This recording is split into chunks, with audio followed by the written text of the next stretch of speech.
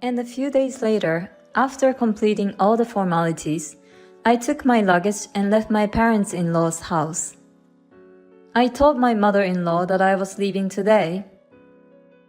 I bowed to her as a gesture of a grown-up. Then my mother-in-law grinned at me again. She said, "You've been a lousy wife and a lousy mother from the beginning to the end." And then she told me that I'm the worst mother for leaving my kids. I don't know how much she can make fun of me. My daughter and son laughed when they heard what my mother-in-law said. My name is Maria, a 42-year-old housewife. I live with my husband Ken, my son Josh, and my daughter Amy. The children have grown up well, and my husband works hard, so we live peacefully without any particular problems. However, things have changed recently. My father-in-law passed away due to illness, and my mother-in-law moved in with us. My husband, who is the only son, felt sorry for his mother being all alone, and brought her to our house without consulting us. I had always thought that my husband was too much of a mommy's boy. But I didn't think he would decide for her to move in with us by himself. He told us that he had already sold his parents-in-law's house. Are you asking me to abandon my mother who has nowhere to go? My husband said to me with such an attitude, and I had to give in. After that, honestly, it was hell. My mother-in-law had not liked me for a long time, so she would pick on me at every opportunity. "Maria, what is this seasoning?" "Oh, I'm sorry. I'll be careful." "And I don't like greasy food." "Well, but we have children who are growing up fast, and my husband likes fried food too." "Then, please make a separate meal for me.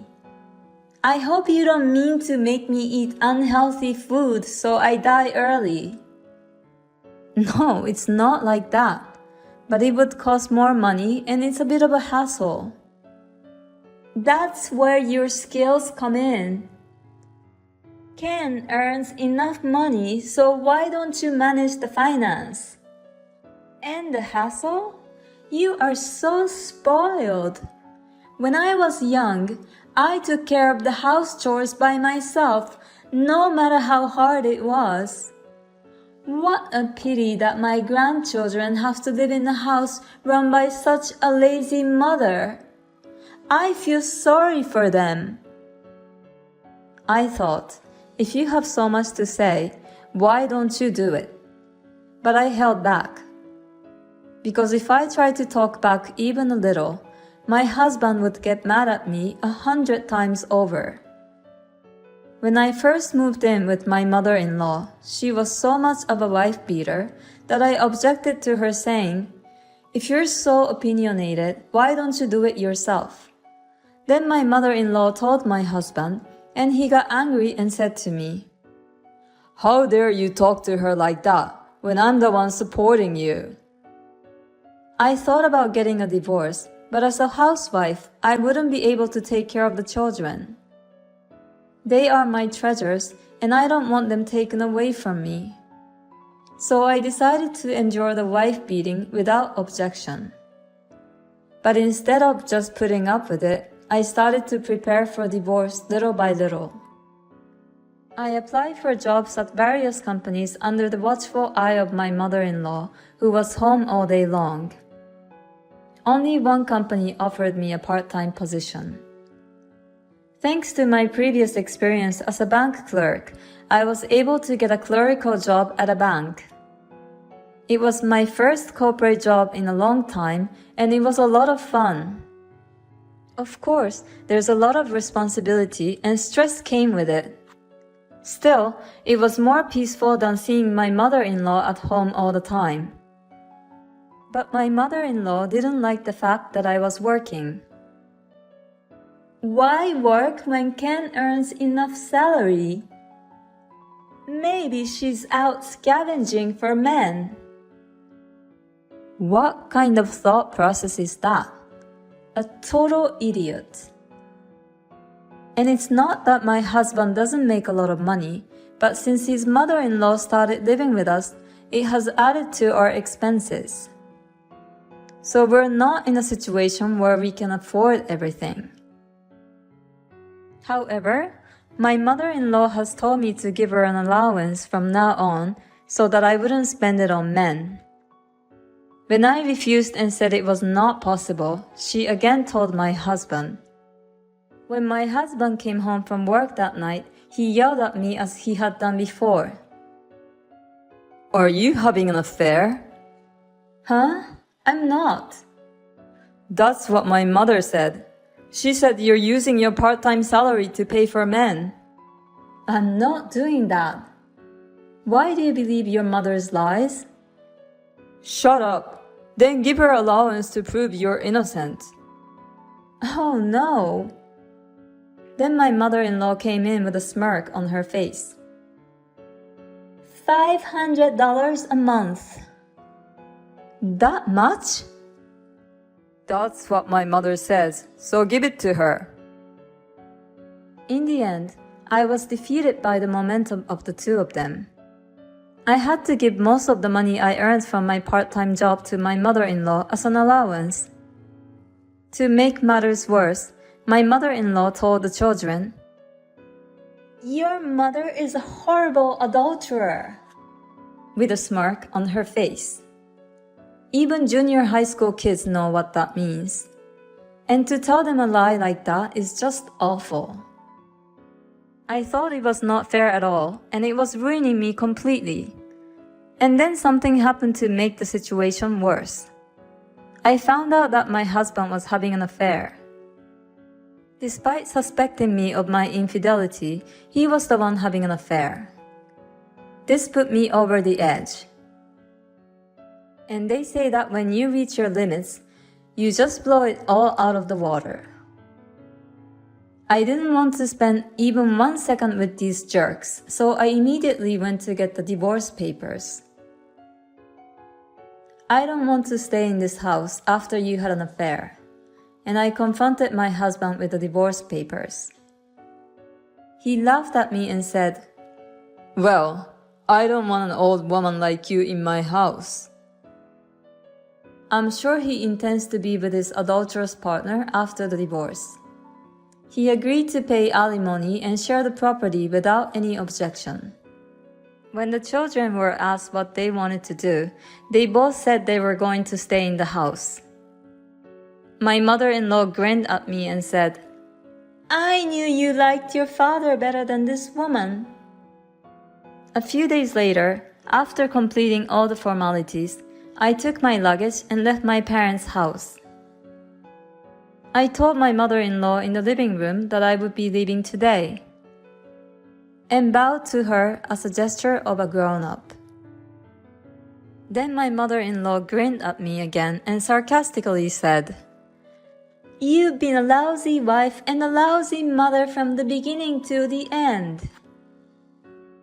Then she said, "You're such a terrible mother to leave your children." I don't know how much she can make fun of me. My daughter and son laughed when they heard my mother-in-law's comment. "Look, even the children are laughing at you. What a pathetic mother." Well, it was actually the children themselves who said they would stay here, so I'm not leaving them. "Oh, I see. So you're a sad woman who was abandoned by her children." Well, you can say what you want, but don't forget that you're responsible for everything at home from now on. Ha! Don't worry about that. Unlike you, I'm good at everything. I see. Well then, I really must be going now. With that, I left my parents-in-law's house. After that, I went back to my parents' house and threw myself into my work. Then I asked my work to switch me to full-time work, and I took the test to become a full-time employee. Thankfully, I was able to get a full-time job. Now I can take the kids with me. And my mother-in-law must be exhausted by now. Sure enough, about 3 months after I left the house, my mother-in-law contacted me. Hey, Maria, help me out. What's wrong? I have to take my grandson Josh to and from his soccer team games, and I even have to help out at a training camp during the summer vacation. On top of that, I'm asked to make his lunchbox early in the morning for the morning practice. And I have to wash his dirty uniforms every day. My granddaughter Amy also goes to cram school every day, so I have to drive her back and forth. On top of that, I have to do the housework all by myself. Ken says he's tired from work and doesn't do anything to help me. Well, if you're just complaining, I'm hanging up now. Wait, I'm calling you because I want you to help me, Maria. Excuse me? I'm already divorced, so it doesn't concern me. Don't say that, please. No, I won't go back. But I understand that you're in a situation that you cannot handle by yourself. I cannot entrust my precious children to you. I will take the children. That's what they want to do. What? But they want to stay here. That's because they wanted you to understand how hard I was working. What? Yes, in fact, when I decided to get divorced, the first thing I did was to talk to the children. They said they would follow me right away. Amy, my daughter, said, "But this means that grandmother and the others are just kicking you out, right, Mom?" Then my son said, "I don't like that. We know how hard you work, Mom." So the children said that they would stay home first and let their grandmother know what their mother had gone through. I was so happy that they were on my side. I made up my mind that I would make enough money so I can come to bring them home. Well, then... Yes, everything was according to our plan. I'm now a full-time employee, and I'll take the kids. Oh, no! I then hired a lawyer and demanded that custody be transferred.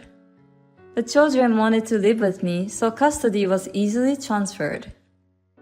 When I reported the affair to the company, his boss was enraged to hear it, and my husband was transferred to a department where he would not be able to advance in his career.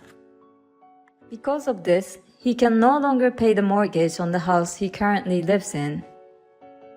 My mother-in-law has been ordered to work as well. My ex-mother-in-law is furious that her son is telling her what to do. My ex-husband and ex-mother-in-law are blaming on each other. They'll probably have to leave the house at this rate. Well, it's none of my business anymore. Meanwhile, I rented an apartment and moved in with my children.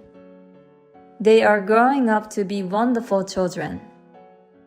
My daughter cooks, and my son helps me with laundry and cleaning. I wanted to be able to support them to do whatever they want to do in the future, so I will continue to work hard and earn money. Thank you for watching.